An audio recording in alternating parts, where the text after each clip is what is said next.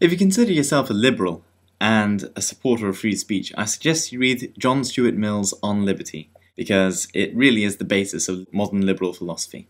What I'm going to talk about today comes from something he says in there on the topic of hate speech. Hate speech is a problem for any society because on the one side, a government wants to protect the rights of its people to do as they please, its rights to liberty, and on the other side, it wants to allow society to progress and protect its citizens from harm. What John Stuart Mill has to say on the topic is hate speech cannot be regulated against by the government because that would infringe upon their rights to freedom of speech. However, what he does say is the state is perfectly legitimately allowed to interfere in hate speech if it is a direct incitement to violence. For example, what he actually says is, an opinion that corn dealers are starvers of the poor, or that private property is robbery, ought to be unmolested when simply circulated through the press, but may justly incur punishment when delivered orally to an excited mob assembled before the house of a corn dealer. Acts of whatever kind, which, without justifiable cause, do harm to others, may be, and in more important cases absolutely required to be, controlled by the unfavourable sentiments, and, when needful, by the active interference of mankind. So the only point at which the state can interfere with hate speech is when it is about to be directly insightful to violence and is likely to cause someone harm. It's when the harm principle is about to be violated that action can be restrained.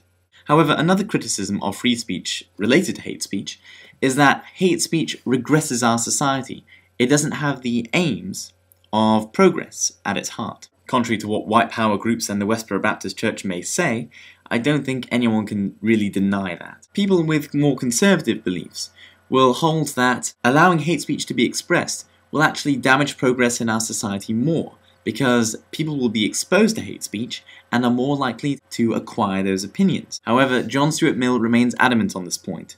Even in these cases, even in the case where speech is not contributing to progress, we cannot restrict it. However, there's a distinction to be made here.